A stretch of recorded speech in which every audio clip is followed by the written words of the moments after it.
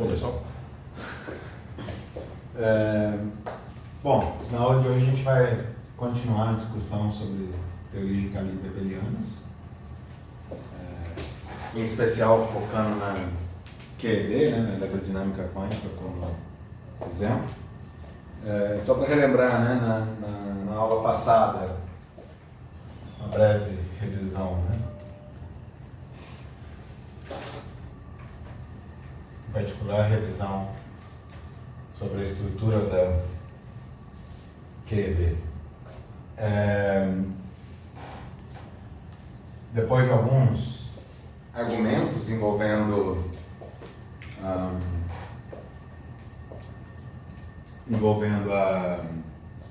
o princípio de calibre, né, a ideia de que você parte de uma lagrangiana de Dirac, que descreve partículas de spin meio carregadas, você identifica uma simetria de carga, uma simetria de fase global. Essa simetria, por sua vez, via teorema de Noether, vai estar associada a uma quantidade conservada, uma carga conservada. E aplicando o princípio de calibre, você aplica essa noção de que você impõe que, ao promover o parâmetro de transformação global a um parâmetro de transformação local, você vai ser forçado a incluir um campo compensador. Você vai precisar de uma conexão de calibre, de um campo de calibre.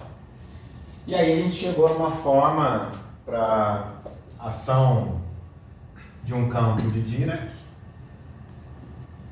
que envolve agora uma derivada covariante, / menos m, psi, e eu argumentei que a gente precisa introduzir um termo responsável pela dinâmica desse campo AMI que está sendo introduzido. Então vamos lembrar aqui, né? A ideia é introduzir uma derivada covariante batendo no campo de calibre, batendo no campo fermiônico, como sendo I psi mais I que é AMI, onde esse Q era um parâmetro de transformação de fase,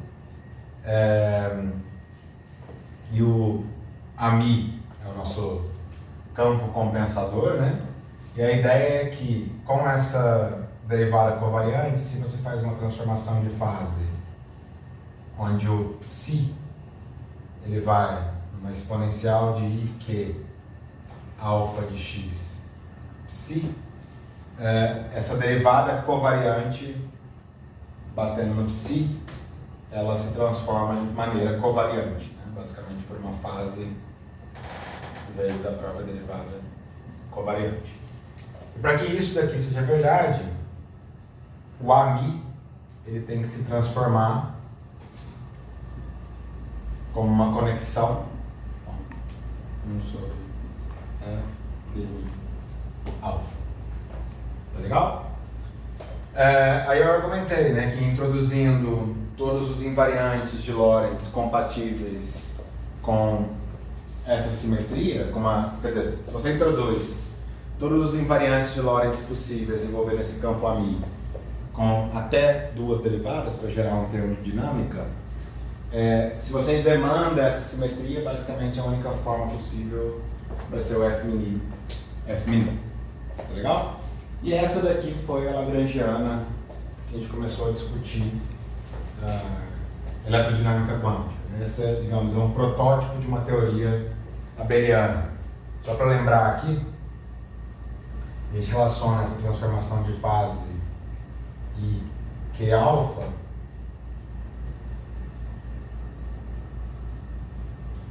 como sendo uma transformação U1, né? No caso aqui é o chamado U1 eletromagnético. Okay?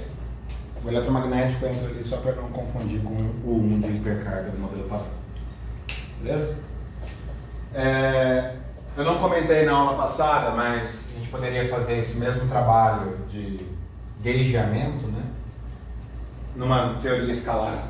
Então, por exemplo, você pode partir... Então, só um adendo aqui, né? Bom, não vou nem escrever isso.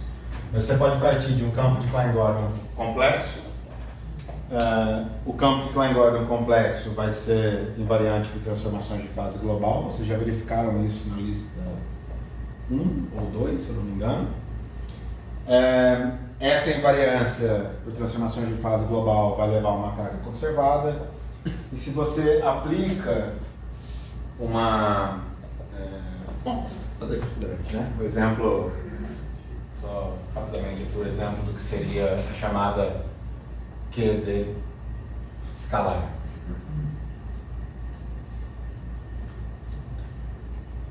Ok? Muitas vezes chamada de SQ. A ideia aqui seria, né, você parte de uma lagrangiana de Klein-Gordon com um campo complexo.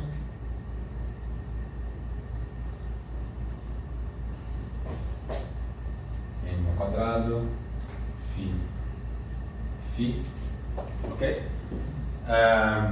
Você aplica o princípio de calibre, quer dizer, primeiro você identifica que essa lagrangiana ela é invariante por transformações do tipo φ indo em φ estrela, indo em φ linha exponencial de I, Q, alfa, de φ e φ estrela indo em φ linha estrela exponencial de menos I, Q, alfa, φ estrela.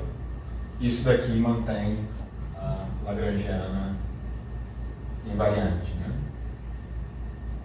Invariante. Se você agora promove o seu φ para o seu alfa para um alfa que depende de coordenadas espaço-temporais, você vai ser conduzido a uma derivada covariante com a mesma forma dessa derivada covariante, e daqui você chega numa teoria que agora envolve, digamos, a chamada SQD, né?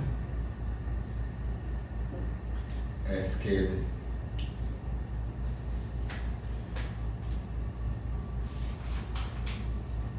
Que envolve dmi φ menos n ao quadrado φ estrela. Ok? Isso daqui vai dar origem, esse termo aqui, né? Além do termo cinético, ele envolve um termo com A, φ derivada φ, e ele envolve um termo do tipo A ao quadrado φ. Ok? Então você gera interações triplas e quárticas a partir da derivada covariante.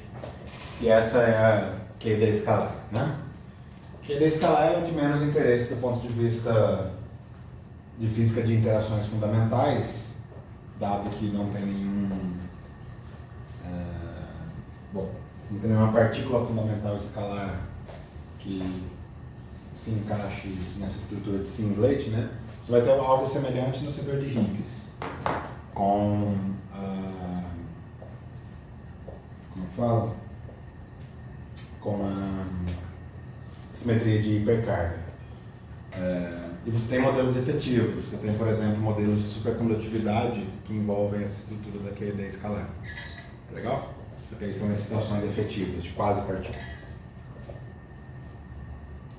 Existe alguma utilidade em aplicar o modelo da QD escalar para estudar partículas não fundamentais tipo pion, que, se eu me lembro bem... Sim. Quando eu disse não fundamental, de modos efetivos, sim.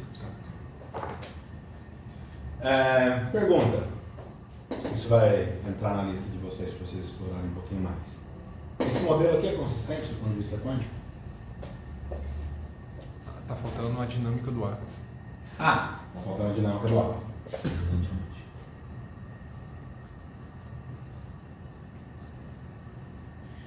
E agora? Ele é consistente de dinâmica? Do ponto de vista dele, vai acontecer.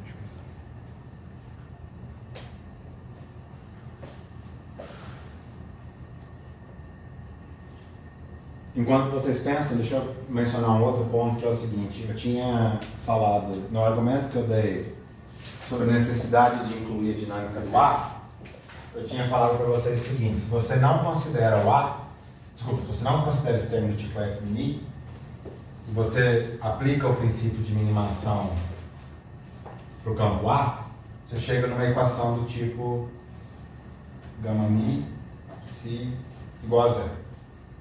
Certo? Eu tinha falado que isso vincula demais o seu sistema. Na verdade, isso implica que o sistema, que o psi é igual a zero. Porque se você pega e particulariza para mi igual a zero, isso aqui tem que ser válido para todos os mi's. Se você particulariza para mi igual a zero, o que você obtém aqui é isso, né?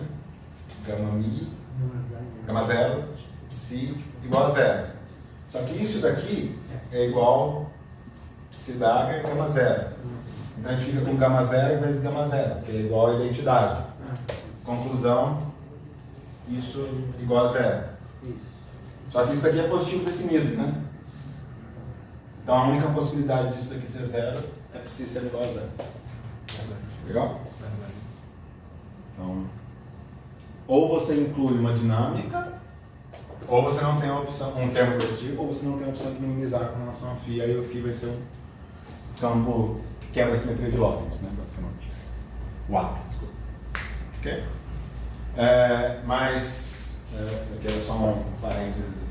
Então, isso aqui sem o F min. Voltando nesse ponto aqui, esse modelo ele é consistente do ponto de vista quântico?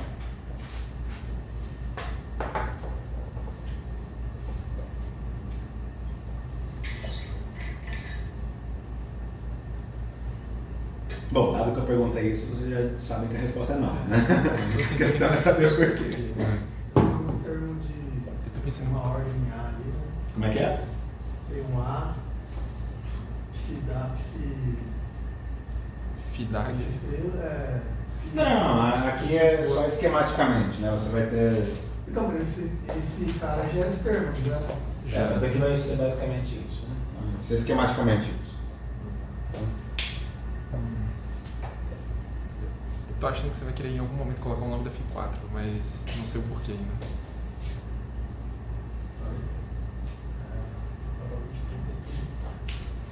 Ah, será que é por conta daquele princípio de Coleman, de que todos os termos... Gelman. E de todos os termos renormalizáveis têm que ser colocados? Ah.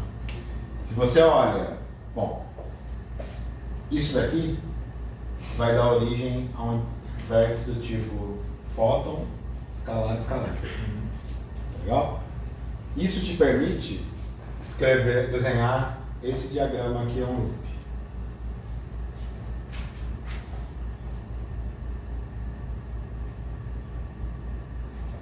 Tá? Uma função de 4 pontos escalar com 2 fótons internos. Legal? Não estou incluindo, isso aqui não envolve isso. Isso daqui vai te dar uma divergência logarítmica. Pode aplicar a contagem de potência aqui e concluir isso. Tá? Para absorver essa divergência logarítmica, você vai precisar de um termo trilevel do tipo Φ4. Legal? Então o potencial Φ4 ele não é um potencial que a gente coloca arbitrariamente. Né? Ele é necessário. Se você não colocá-lo, sua teoria não é consistente. Tá? E isso daqui?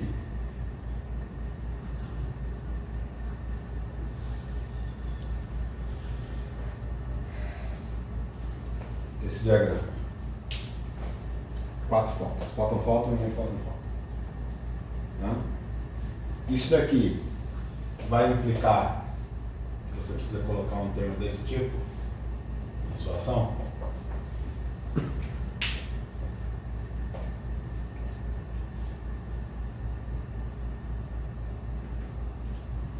Eu acho que não, porque o acoplamento do A com o Φ, ele está envolvendo uma derivada no Φ. E aí vai aparecer um K. Não? Não é isso. Bom, vai aparecer um K na parte de cima do propagador. Talvez isso ajude na renormalização. e esse aqui? Esse daqui também é possível. Mas esse vai veio no aparecer segundo. aqui no quadrivértice. Tá. Não tem derivada? Não, Aí você esse aí não foi. dá, Esse aí deu ruim. Não sei. Deixa eu pensar.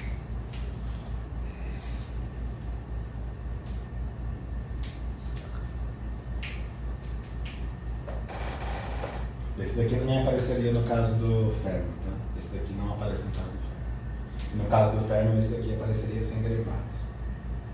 Porque o trivértice não é derivativo no caso do Fermi.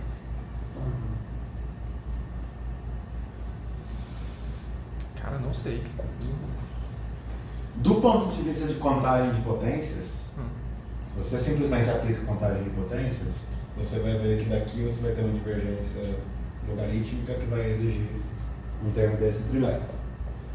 Só que esse termo trilevel, a mi, ele quebra a simetria de gauge. Então tem alguma coisa errada acontecendo.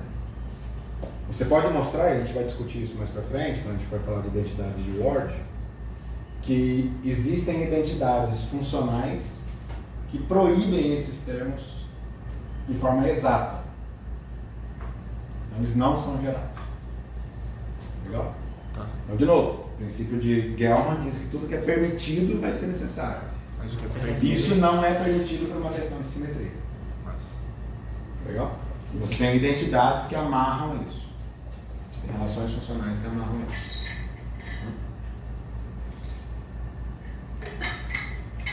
Professor, eu fiquei em dúvida ali naquele primeiro gráfico que o senhor desenhou. Esse aqui. Isso. Aí o senhor está considerando uma função de 4 pontos, né, Isso. nesse caso. Isso. Ok. E 4 vértices também? 4 vértices de 3. Vai ter 4 vértices nesse caso. É que a gente só brincou com o modelo escalar do Φ4 até agora, né? Aí o Φ4 só tinha esse daqui. Mas é que agora a gente tem o trivértice à nossa disposição. Então a gente tem essa possibilidade também. O trivértice surge da derivada. O trivértice vai surgir aquele derivado. Tá.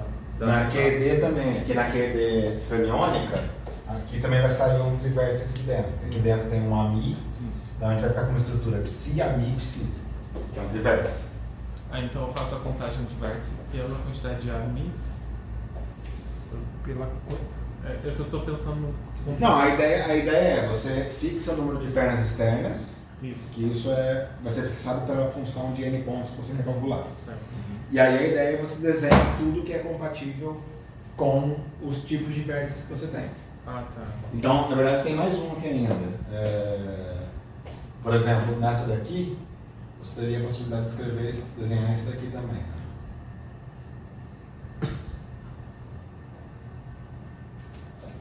Entendi. Misturando o trivértice com o quadrivértice. Você tem que pensar em todas as topologias possíveis. Entendi. É que eu tô pensando em fazer a contagem de vértices pelo lambda F4 que a gente está fazendo.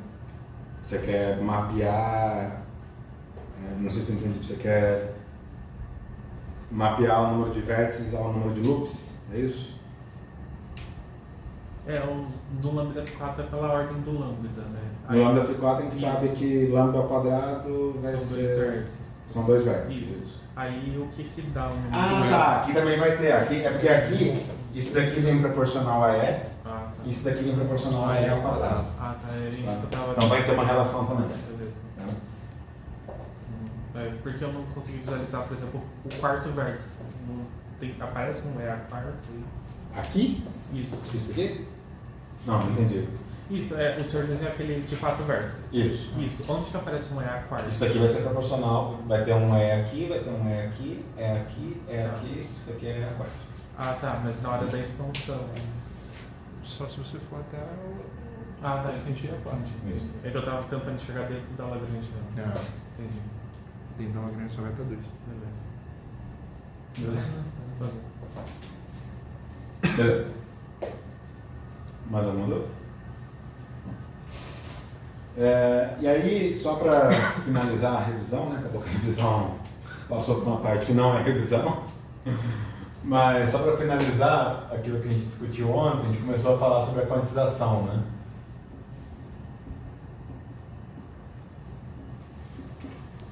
Da teoria livre.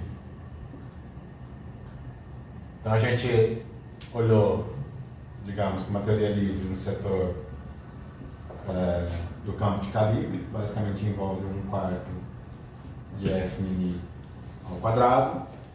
E a gente começou, quer dizer, eu mencionei que a teoria livre no setor Dirac, vai envolver basicamente a Lagrangiana de Dirac sem o termo, sem a derivada covariante, né?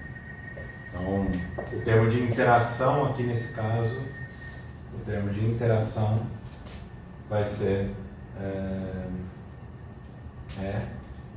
psi, que é psi, gama mi, a mi, psi. Ok? A menos de um sinal aqui que eu não me lembro qual dos dois que foi. Daqui, a gente concluiu que se você impõe as relações de comutação usual entre momentum e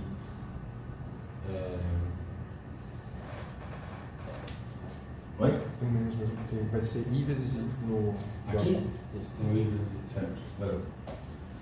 Aqui, se você impõe relação de comutação entre campo e momento canonicamente conjugado, a gente tinha um problema, certo? Que era associado aos vínculos.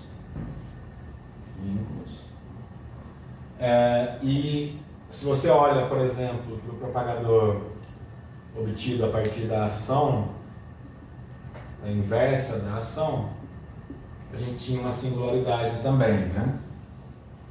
Basicamente, se você calcula a função de 2 pontos aqui, eu mostrei que essa função de 2 pontos ela tem um modo zero, consequentemente o determinante associado a ela é igual a zero, logo você não pode inverter. Tá? Esses dois problemas aqui, eles dão origem, eles exigem um termo de fixação de calibre. Legal? Você pode fazer isso tanto do ponto de vista de análise hamiltoniana ou de uma versão covariante, diretamente introduzindo um termo de fixação de calibre. Legal? E um exemplo possível foi, que eu coloquei aqui, foi 1 sobre 2 alfa, dmi a mi ao quadrado. Legal? Ok?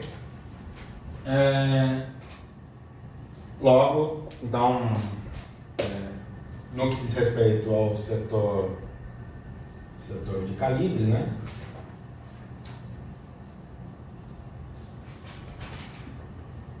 De calibre, a integral de caminho associada ao setor de calibre para a teoria livre, ela envolve uma fonte integral sobre todos os campos a mi, exponencial de i, s, que eu vou chamar aqui de sm, que é o s de Maxwell, tá? Então, vai ser o s, a ação construída a partir dessa lagrangiana, mais um termo de fonte d4x envolvendo uma corrente vetorial a mi. Ok? Beleza? E, evidentemente, funções de correlação do AMI podem ser obtidas a partir de derivadas da fonte, em relação à fonte. Então, esse é o funcional gerador, a parte livre do funcional gerador. Ok?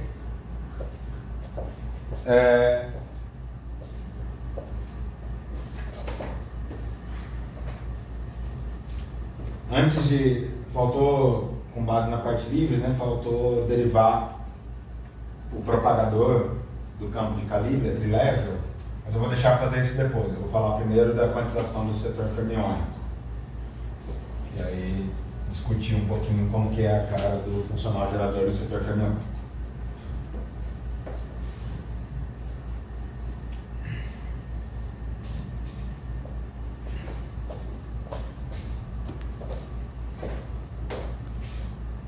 Setor de Spinor, né?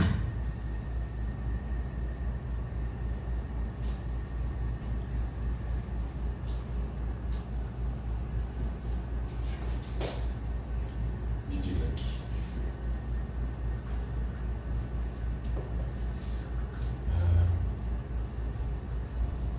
Bom, a ideia é a seguinte, né? Você pode, a ideia vai ser, você parte da Lagrangiana de Dirac, ponto de partida, né? Vai ser a Lagrangiana livre de Dirac.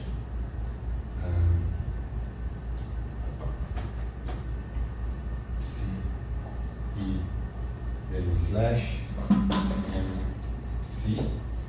Legal? E você pode tentar, por exemplo, prosseguir via quantização canônica.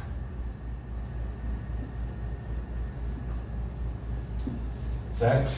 Isso envolve você expandir o seu campo em termos de operadores de criação e aniquilação. Então, eu tenho aqui uma integral de 3t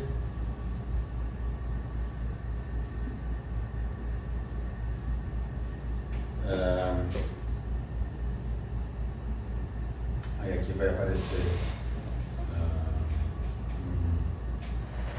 U. Não.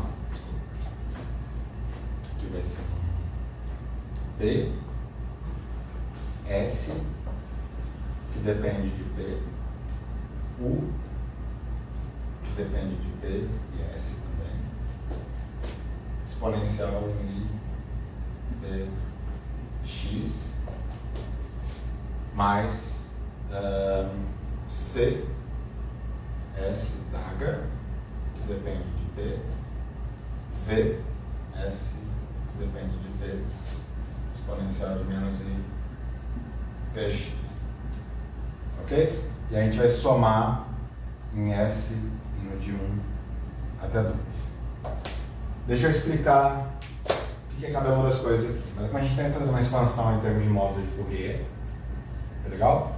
Esses caras são os potenciais operadores de criação e aniquilação. Só que por se tratar de um campo que não é escalar, a gente tem coeficientes aqui que carregam a natureza espinorial. Então esse U e V são coeficientes de expansão que carregam a natureza espinorial do problema. Tá legal? Esse S basicamente diz respeito à possibilidade de spin para cima ou para baixo. Tá? Se vocês nunca viram quantização canônica do campo de Dirac, vocês vão ter a oportunidade de brincar com isso na lista, enfim, um exercício sobre isso. Legal?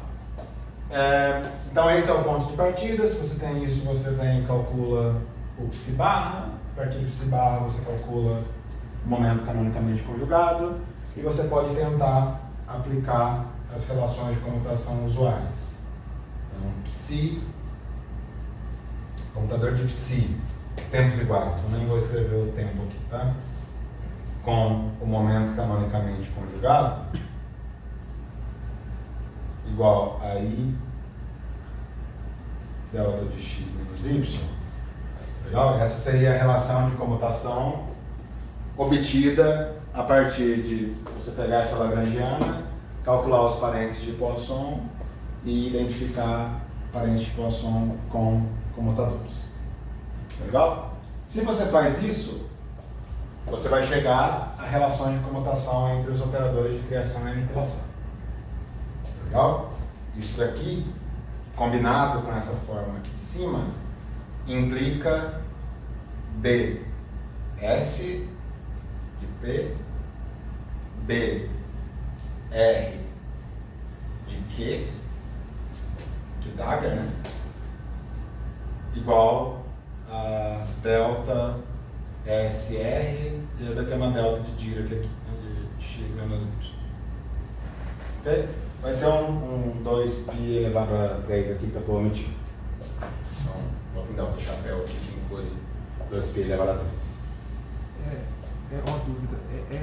Vai ser computador ou anticomputador? Então, computador. Aqui, computador. Tá? Eu estou impondo quantização canônica da forma usual. Tá?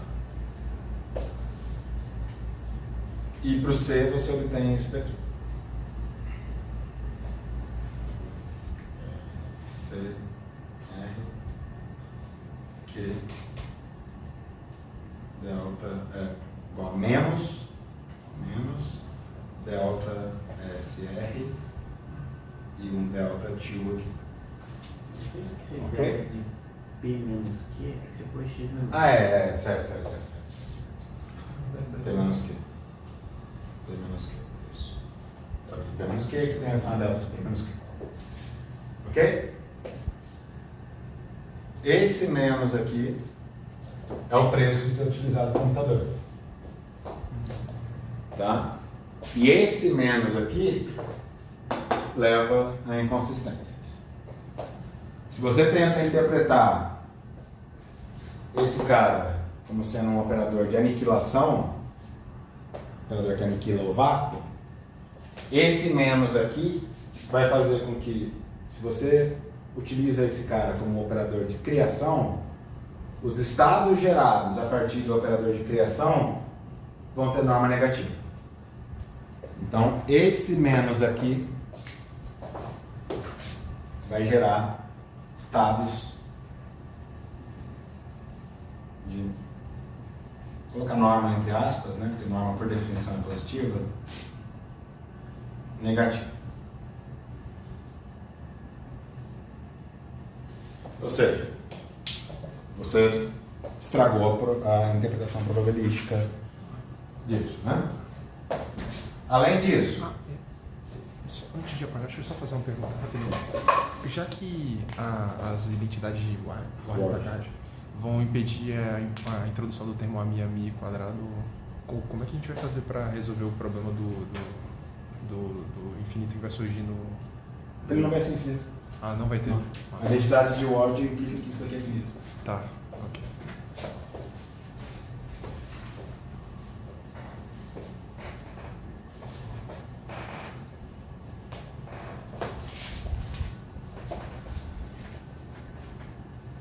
Só uma pergunta, tem dois deltas aí nos computadores, um é delta de crônica, outro é delta de Dirac. Um é delta de crônica nessas variáveis de spin e o outro é o delta de Dirac.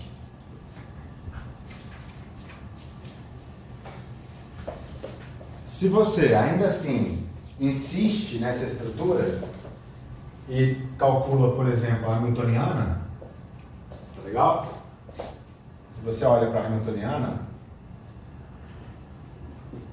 você vai chegar numa estrutura do tipo integral de 3p sobre 2π ao cubo, ômega de p, provavelmente algum fator numérico aqui, tá? Se não me engano, é um fator 1 sobre 2. B d'H, S de P, B de P, S, menos C d'H, S de P, C, S de P, mais um termo proporcional a uma delta de zero. Ok? E aqui é uma soma em S, tá? Aqui é uma soma em S. É acima de 1 até 2. Tá legal? Bom, o delta de zero não é um problema aqui. O delta de zero a gente absorve definindo a hamiltoniana física menos dele. Mas a gente tem uma situação que é a seguinte, né? Operador d'H vezes operador é positivo definido, em geral. Então a gente tem algo positivo multiplicado por menos 1. Logo, a hamiltoniana não é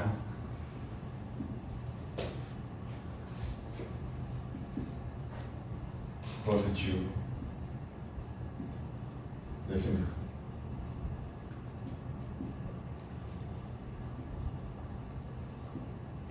Ok? Então a gente está numa situação que a quantização canônica usual de férmions, de spinores de Dirac, leva a estado de norma negativa e leva a uma hamiltoniana que não é positivo definido. Então alguma coisa tem que ser alterada aí. Legal? A solução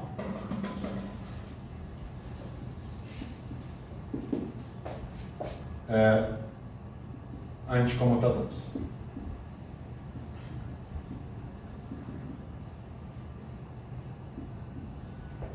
Legal? Então a ideia é, ao invés de você fazer a quantização canônica mapeando parentes de Poisson em comutadores, você vai mapear parentes de Poisson em anticomutadores. Então, isso daqui basicamente indica que parênteses de Poisson são mapeados em anticommutadores.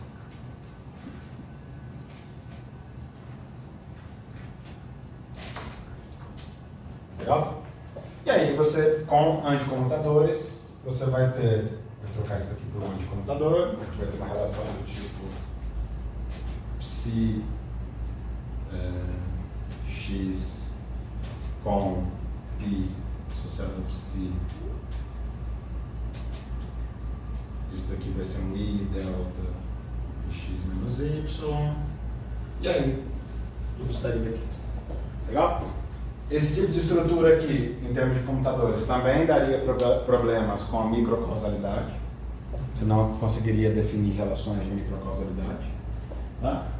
E a utilização de parentes de Poisson resolve tudo isso. Você vai ter norma positiva, você vai ter uma newtoniana positiva definida, você vai ter compatibilidade com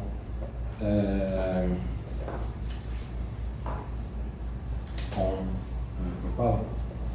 Microcausalidade. Legal?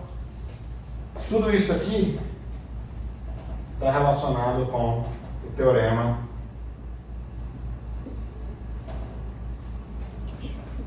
de spin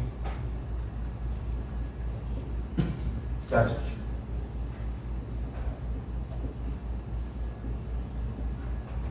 Legal? Eu não vou demonstrar esse teorema, mas a ideia é que você tem uma relação entre representação do grupo de Lorentz e propriedade de comutação ou anticomutação de operadores de criação e aniquilação. Então, essencialmente, se você tem um campo que mora numa representação de spin inteiro, então o procedimento de quantização envolve relações de comutação entre campos e momento, ou entre operadores de criação e aniquilação. Se você tem campos que moram em representações de spin semi-inteiro, então você vai ter um procedimento de quantização que envolve anticomutadores. Tá legal? E isso, na teoria quântica de campos, é um teorema, diferente da mecânica quântica, que isso é uma hipótese, um postulado que você coloca. Né? Na teoria quântica de campos, você mostra que isso é um teorema. Se você assume certas condições, como microcausalidade, hermeticidade, enfim, não me lembro quais são as condições necessárias, segue o teorema de spin estatístico. Legal? Tem uma relação entre spin e estatística que basicamente determina comutador ou anticomutador. Tá? Ok? Bom, isso quando a gente fala de quantização canônica. Só que esse curso é de quantização funcional, não é de quantização canônica.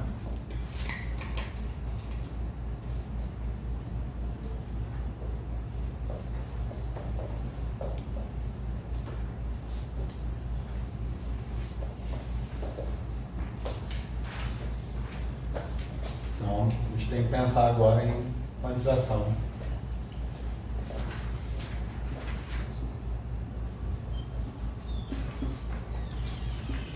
funcional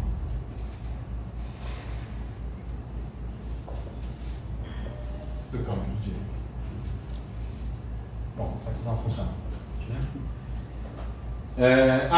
Ok. Agora que eu tenho teorema de spin estatística, agora sim eu posso falar de bósons e férmions. Né?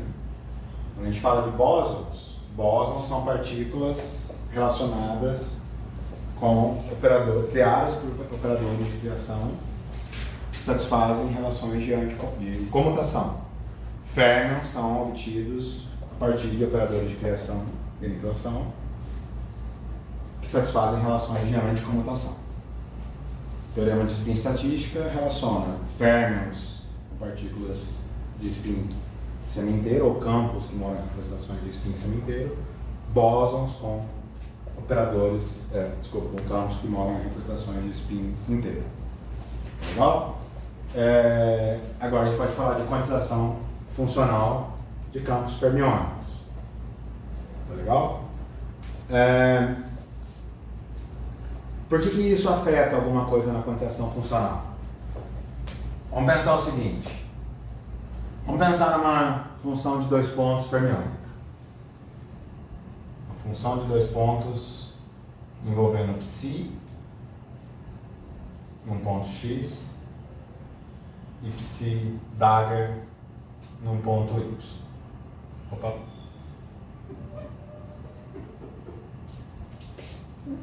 Espaço, né? Tá legal? Ok? Vamos pensar isso em conexão com as relações de anticomutação. Eu vou supor o seguinte. Eu vou supor que eu estou a tempos iguais, então eu tenho tx igual a ty, tá? E eu vou supor que x é diferente de y. A parte espacial é diferente uma da outra. Tá legal? Na verdade, nem preciso supor isso. Tá? Se eu vou supor que x é igual a y, tx é igual a y, tx é igual a ty. Tá legal? Então, uma função de 2 pontos a tempos iguais. Tá? Como que isso se relaciona com isso aqui?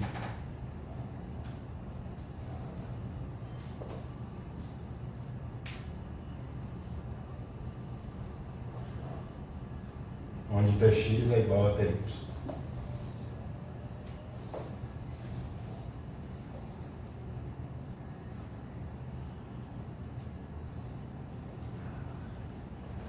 Se os campos satisfazem, se a quantização canônica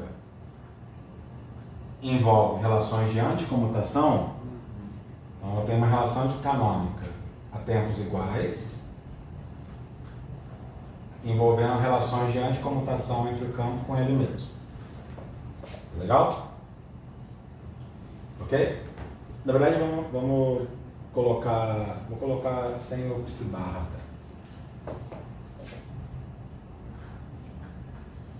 Não, essa não, vou porque essa aqui vai dar zero. Vou colocar como psi barra mesmo. Tá? Mas essa relação de comutação vai dar zero. A anticomutação vai dar zero. O barra do segundo vai ficar no x mesmo? Oi? O barra do segundo vai ficar no x mesmo? Ah, não.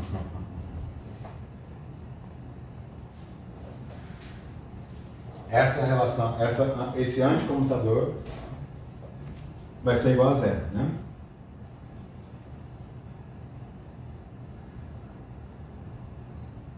Anticomutador de campo com campo.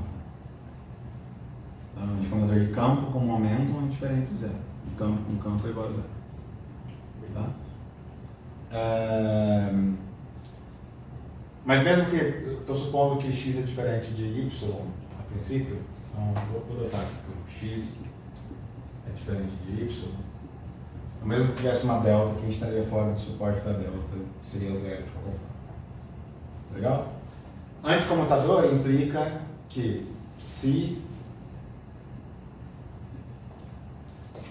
y igual a menos psi barra y psi x.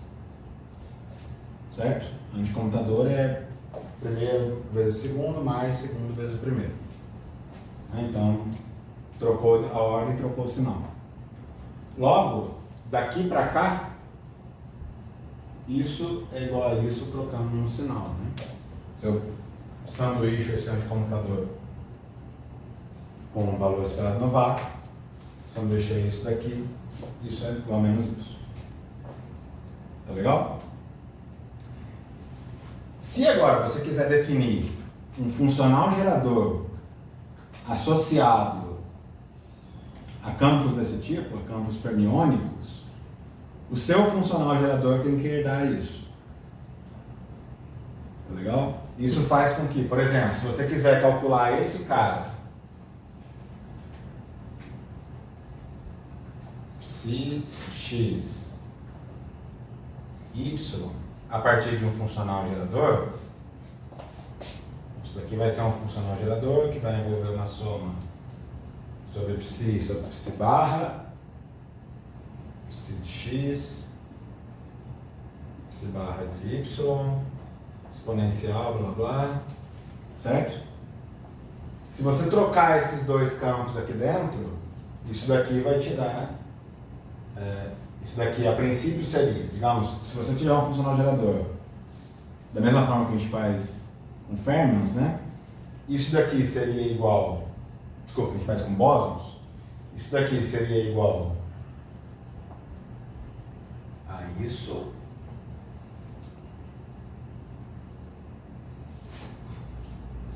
Logo, daqui a gente concluiria que aquele valor esperado no vácuo é igual a isso.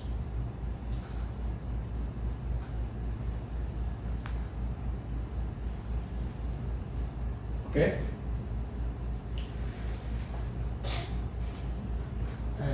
Vamos lembrar, só dentro do funcional gerador, vamos lembrar lá do campo bosônico, lá do campo escalar. O campo escalar na quantização canônica era um operador. Na integral de caminho, na integral funcional, o campo era simplesmente uma variável de integração, não tinha uma natureza operatorial ali dentro. Então, dentro da integral funcional, a gente podia computar campos.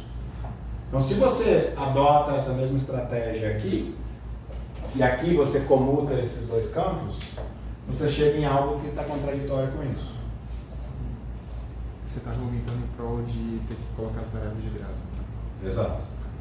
Então, se você simplesmente comuta os campos aqui dentro, de forma impune, você chega a algo que é incompatível com isso. Tá legal? Então, aqui a gente fica com uma possível inconsistência, né? Tá legal? A solução para essa possível inconsistência consiste em tratar os fermions dentro da integral funcional como um tipo diferente de variável. Então, o fermion ele vai ser um campo espinorial, mas não vai ser um campo, digamos, um campo ele basicamente toma valores se você pensa num campo escalar, né? Um campo escalar, dado um valor, um ponto no espaço-tempo, o campo escalar te retorna um número. Um campo vetorial, dado um ponto no espaço-tempo, o campo vetorial te retorna um conjunto de números, entradas de um vetor. Certo? Um campo espinorial não. Um campo espinorial ele vai retornar uma variável que a gente chama de variável de grado. Um objeto abstrato. Legal?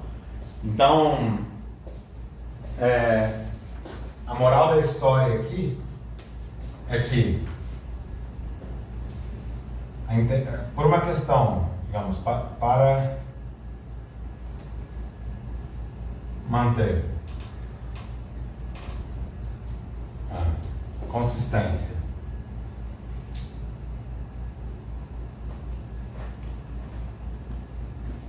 entre integrais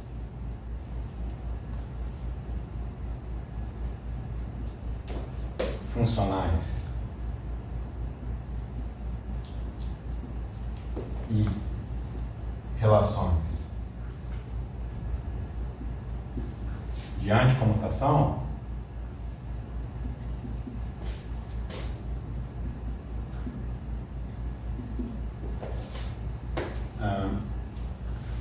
campos fermiônicos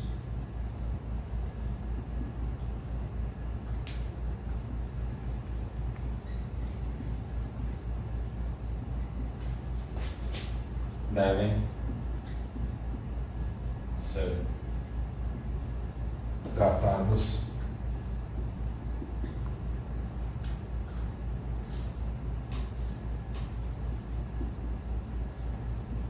como variáveis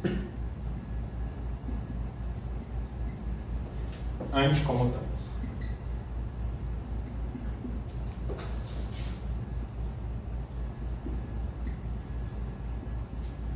Na integral funcional.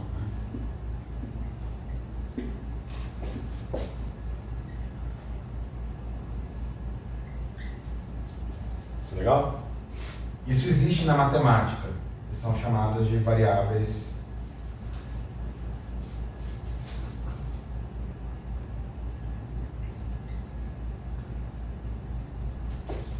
de Graça.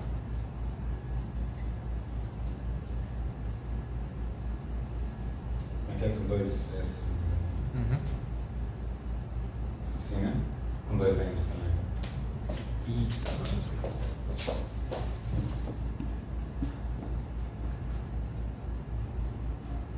Dois M's também. São chamadas variáveis de Graça. Legal? Então a ideia é, se define um conjunto de objetos abstratos. Legal? Então, variável de Grassmann vai ser, suponha que se defina um conjunto de variáveis θ A, onde esse A vai de 1 até N. Legal? E basicamente o que vai definir esse conjunto vai ser uma estrutura desse tipo aqui. θA, θB igual a menos θB, θA. Tá legal? Ou seja, números não satisfazem isso. Você tem que estender o conceito de número, né? Você vai ter um chamado número de Grassmann, uma variável abstrata que satisfaz essa condição. Tá legal? Eu não vou entrar em detalhes da teoria matemática de variáveis de Grassmann, até porque eu não sei tantos detalhes sobre a teoria matemática das variáveis de Grassmann. Eu sei basicamente operar com variáveis de Grassmann. Eu vou só mencionar como, digamos, quais são as regras básicas de uso, né? Se vocês quiserem um pouquinho mais de detalhes, eu recomendo o seguinte livro, Mark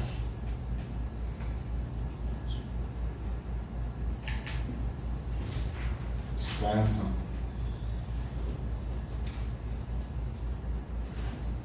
Tá?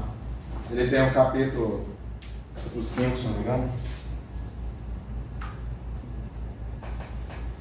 É um livro de Path Integral and Quantum Process. 5 mesmo. Tem um capítulo 5 que é sobre variáveis de Grassmann. Assim, bem physics friendly. Enfim, aquilo que uma pessoa que trabalha com física precisa saber sobre isso. Se você quiser introdução matemática, se vira. Eu não sou a pessoa para você perguntar. Mas, em geral, a ideia é essa, né? Então, por conta desse tipo de estrutura anticomutantes a nível de operadores, você precisa definir uma integral onde as funções que aparecem aqui na sua integral funcional são funções anticomutantes. Tá legal?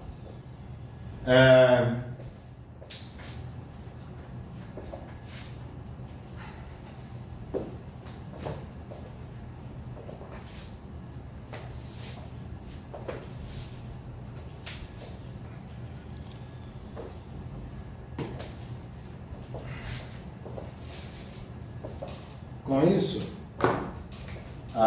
digamos, o funcional gerador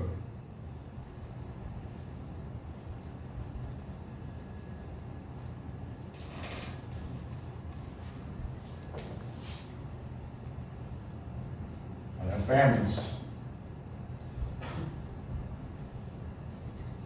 ele vai ser dado por um Z, e aí eu vou escrever duas fontes, eta e eta barra. Tá? Eu tenho uma fonte para o campo e outra fonte para o campo conjugado. Legal? Isso daqui é igual a uma integral funcional em psi barra exponencial de I ação de psi barra, onde o que vai entrar nessa ação é basicamente a ação de Dirac, mais I integral em D4x eta barra psi menos psi barra E. O menos aqui é convenção, tá, pessoal? Você pode não colocar o menos e aí você tem que fazer os cálculos consistentes sem o menos. Eu gosto de colocar o menos, já explico por quê. Tá legal? Então, a ideia aqui é que dentro dessa integral, psi e psi barra são variáveis de Grassmann, ou funções de Grassmann, né? Eta e eta barra também são variáveis de Grassmann. Tá? Então, tanto as fontes quanto os campos são tratados como variáveis de Grassmann. Ok? Isso significa que... E aí deixa eu introduzir uma notaçãozinha aqui que eu não introduzi antes, tá, pessoal?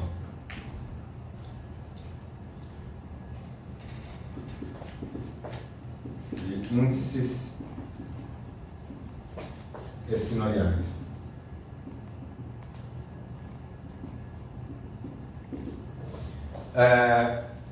Até agora eu estou representando um campo espinorial como sendo um campo que depende da posição x.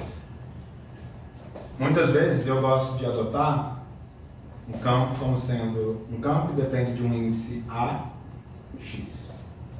Onde esse A é um índice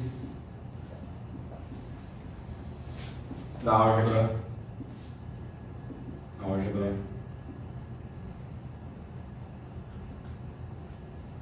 de Clifford. Legal?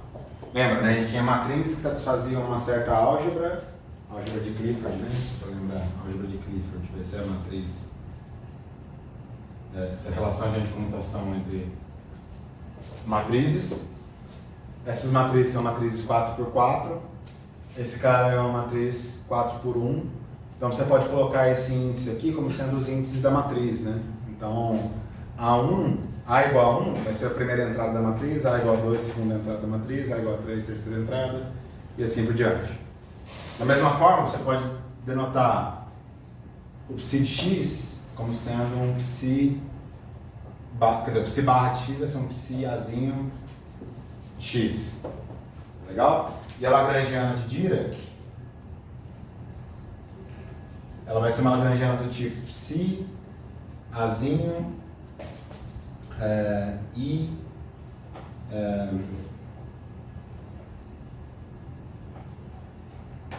a b dmi menos m delta b a psi b. Legal? Então as matrizes de Dirac, as matrizes gama, também carregam índices AB. Então, por exemplo, 1 é a entrada 1 da matriz, 2 é a entrada 2, assim por diante. Tá legal? Ok? Muitas vezes eu gosto de escrever com esses índices explícitos pelo seguinte motivo, vocês não reclamaram, mas eu falei que isso é igual a isso, né, pessoal? Olha aqui, eu tenho uma matriz 4x1 multiplicando uma 1 por 4. E aqui eu tenho uma 1 por 4 multiplicando uma 4x1. Ficou inconsistente isso, né? Então a forma adequada de escrever isso seria AB, BA. Bom, só para manter consistência com a notação que eu introduzi ali, eu vou usar esse cara com índice em cima e esse cara com índice em cima, né? Ok? Então, quando houver possibilidade de confusão, eu vou escrever explicitamente os índices espinoriais também no jogado. Legal? Ficou claro isso aqui, pessoal? Pode repetir, por favor, Gustavo, esses índices da álgebra de Clifford? A ideia é simplesmente assim, você tem... a gente tem essa representação matricial, tanto para os espinores quanto para as matrizes gama, certo? E da mesma forma que, em geral, a gente tem uma matriz, você associa elementos IJ aos diferentes elementos da matriz, o índice espinorial desempenha esse papel. Então, A igual a 1 é o elemento 1 da minha matriz coluna. A igual a 2 é o elemento 2 da minha matriz coluna. E assim por diante. Ok?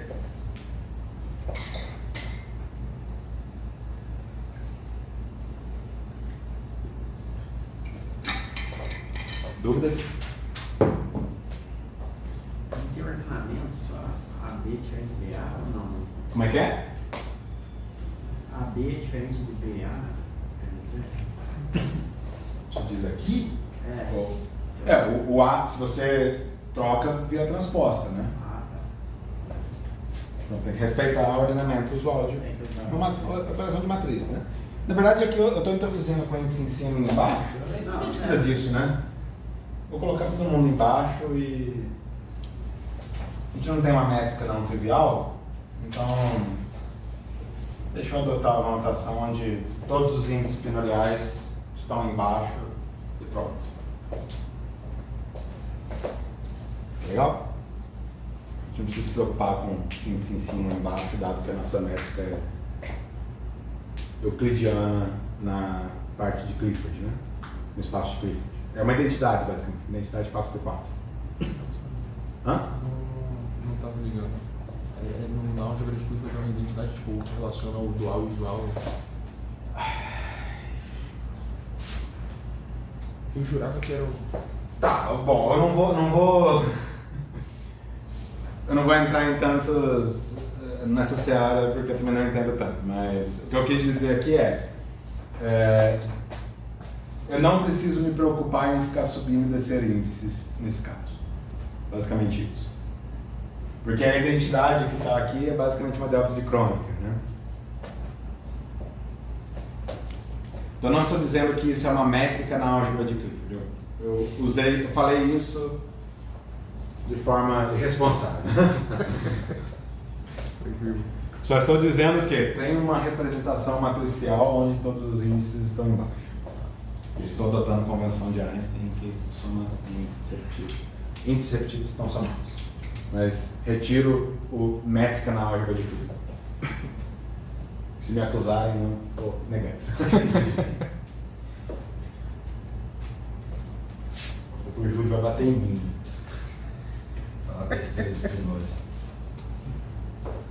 Professor, posso tirar uma dúvida conceitual já que o senhor escreveu funcional gerador? Pode não.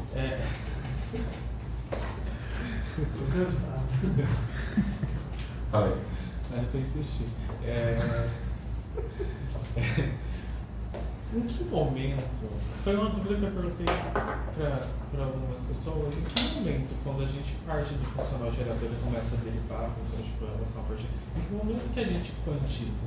Porque para mim, uma quantização canônica é muito visível. A gente está quantizando no momento que passa de parede de equações para comutadores. Em que momento que quantiza quando a gente está escrevendo o funcional gerador para o... O funcional gerador em si já é uma expressão quântica, digamos assim. Tá? Então, já é uma formulação quântica, você não está passando do clássico para o quântico mais. A questão é como resolver. Né? A noção de quantização no sentido de espectro discreto, por exemplo, eu suponho que seja isso que você esteja se referindo, né? Aí fica muito mais obscura no formalismo de funcional gerador. Porque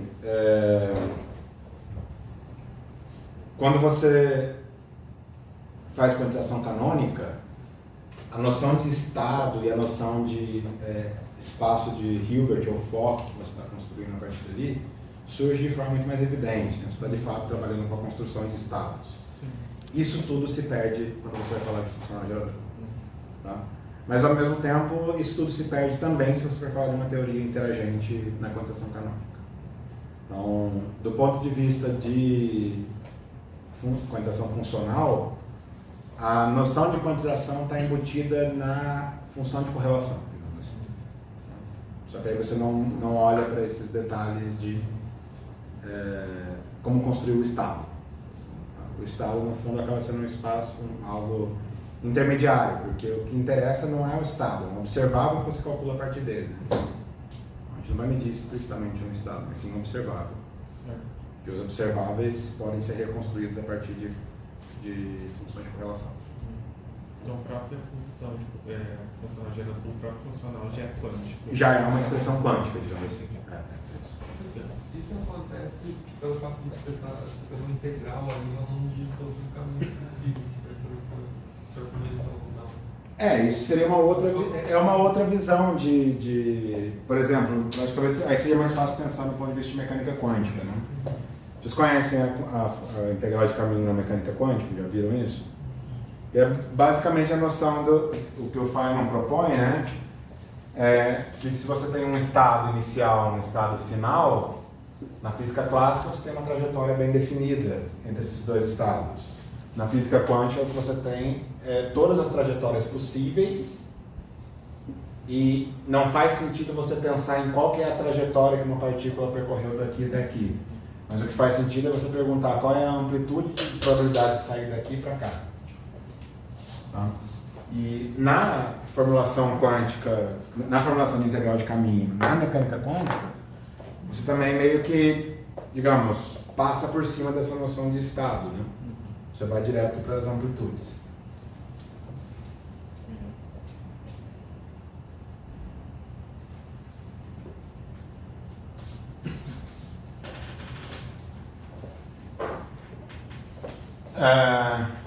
Bom, então, só voltando aqui, eu introduzi essa notação de índices, só para dizer que dentro dessa integral de caminho, então, a regra do jogo vai ser aqui, digamos assim, né? Vou colocar regras. Regra do jogo. Tá?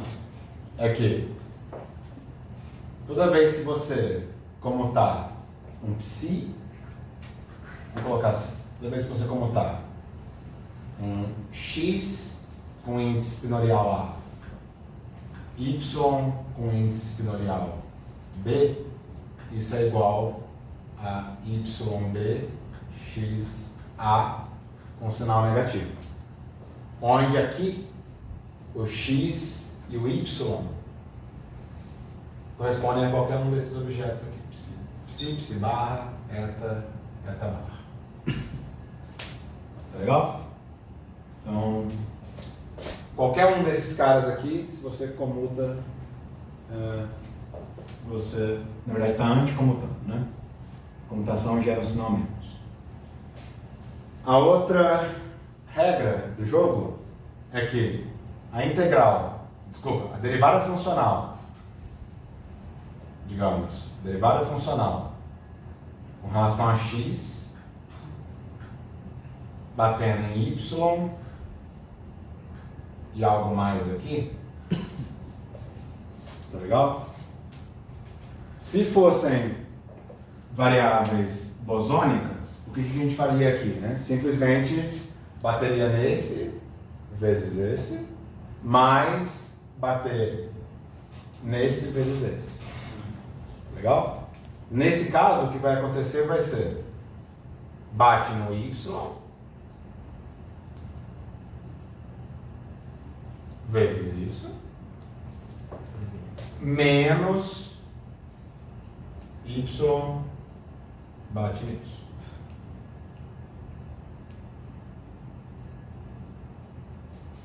Ok? Então essas são as regras do jogo de operações. Tá? Supondo que x e y são variáveis de graça. Tá legal?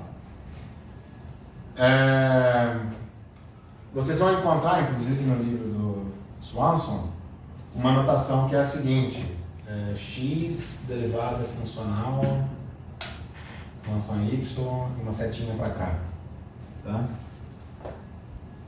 Esqueçam isso não é útil. Eu vejo um monte de gente introduzindo isso, mas eu não sei por que o pessoal introduz isso. Eu só acho isso motivo para criar confusão. Eu prefiro sempre atuar com derivada vindo pela esquerda e aí levo em consideração os sinais. Pronto. Não tem galho com relação a isso. Só levar em consideração os sinais. Tá? Então, por exemplo, se eu tenho a ação de Dirac. A ação de Dirac, né? Integral B4x psi I T/n psi E se eu calculo a função de 2 pontos?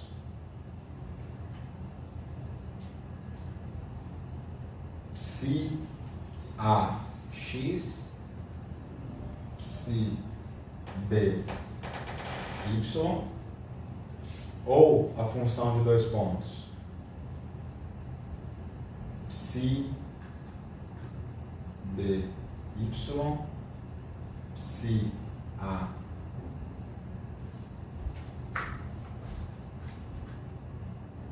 X, os resultados vão diferir por um sinal global, né?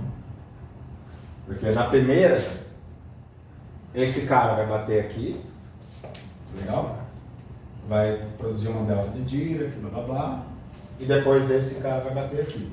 Então basicamente isso vai me dar I delta de BA.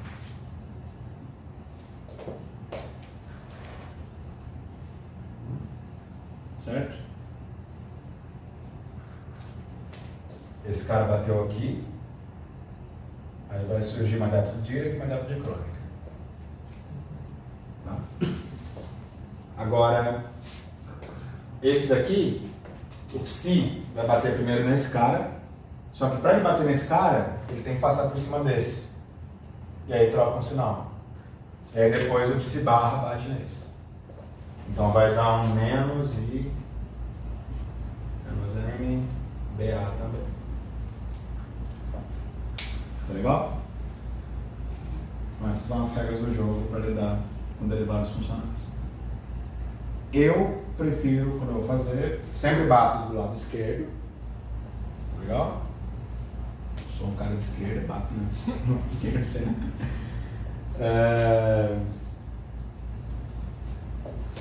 E sempre quando eu vou definir integrais, derivados funcionais, eu sempre bato primeiro com os psi barras e depois com os psis. Isso é só uma questão de convenção, mas eu prefiro sempre fazer isso motivado nesse tipo de estrutura aqui. Tá legal?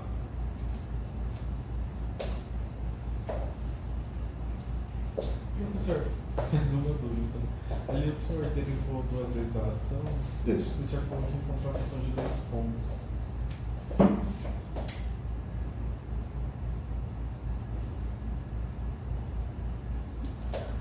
Resolve não? Não, ainda é uma dúvida percentual. Não, o senhor teria que derivar a função. Ah, não, tá. Bom, tem várias funções de 2 pontos, né? Ah, tá. A função de 2 pontos vai ser basicamente uma função que depende de 2 coordenadas. Entendi. Essa daqui, no fundo, acaba sendo a contribuição para trilevel para a função de 2 pontos gama, por exemplo.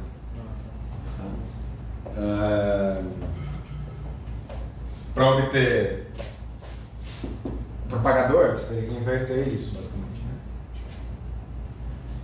Né? Só uma última regrinha do jogo, a gente já para.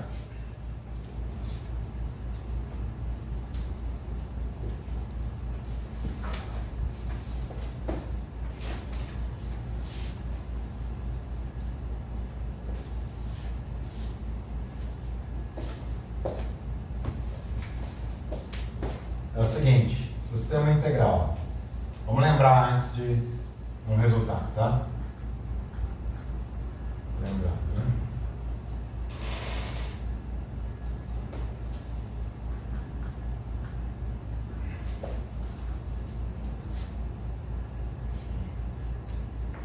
Exponencial I integral de 4x. Eu vou escrever da seguinte forma: φ, algum operador φ. Tá? Esse operador pode ser um operador diferencial, por exemplo. Isso daqui é um campo bosônico. Então aqui nesse caso, φ é bosônico.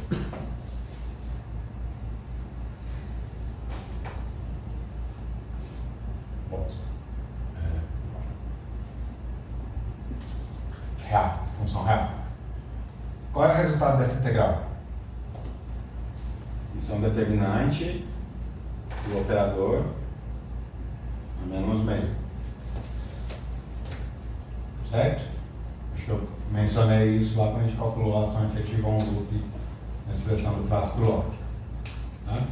Isso é algo que a forma mais fácil de se convencer disso é pegar uma versão, um cálculo no RN, né? Pega integral em dnx exponencial de basicamente uma gaussiana xi, m, i, j, xj. Você pode mostrar que isso daqui é igual a menos de um fator numérico. Isso daqui é determinante de m a menos meio. Tá?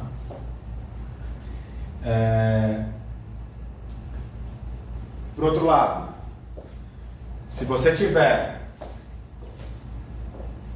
uma integral funcional, uma integral funcional exponencial de I dx φ estrela, φ, isso daqui é igual a quanto?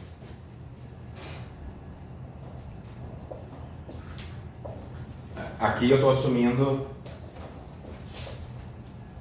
φ bóson complexo.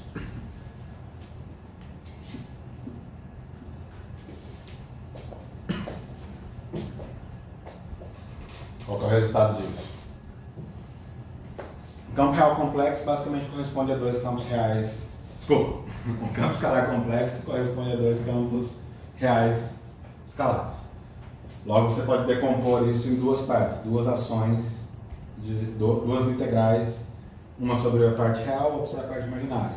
Cada uma vai dar um determinante elevado a meio, logo isso daqui é determinante elevado a menos 1.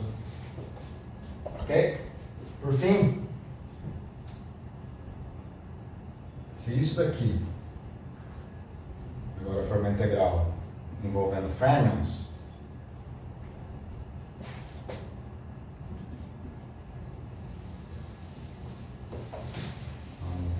psi fermion Dirac. Na verdade nem precisa ser um Dirac, mas é um fermion. Um fermion complexo, né? Complexo. Complexo no sentido de que eu tenho um spinor complexo, um spinor que toma valores numa álgebra de Grassmann complexa. Tá? Uma variedade de Grassmann complexa. O resultado disso é basicamente determinante de O. Elevado a 1. Tá? Vocês vão encontrar uma demonstração disso nesse livro aqui. Tá? Pelo menos para no Swanson. Pelo menos para ele vai demonstrar no caso de uma matriz, né? Do mesmo jeito que eu falei que é a forma fácil de ver isso daqui, se convencer daquilo no caso de uma matriz, ele demonstra no caso de matrizes de Grassmann. Tá legal? No fundo, isso daqui está relacionado com uma propriedade bastante exótica de variáveis de Grassmann, que é integrar variáveis de Grassmann, pelo menos polinômios de variáveis de Grassmann, é igual a derivar variáveis de Grassmann. Então, a integração de um polinômio vai ser igual a você derivar esse polinômio. Tá? Ele discute isso nesse livro aí. E daí que sai essa propriedade. Tá legal? Bom, acho que com isso a gente pode encerrar. Aí na semana que vem a gente retoma botando interação, discutindo regras de Feynman e tudo mais. Legal? Alguma dúvida antes de... Não, se tiver dúvida, fala agora, senão a pessoa que está online pode... Não, é que você falou que a gente está utilizando o gauge fixing para poder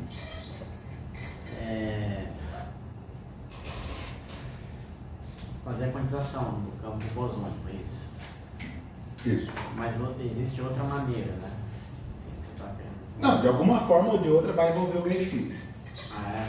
Bom, se eu não me engano, existem algumas formulações invariantes de calibre, mas assim, isso eu não entendo. Então, isso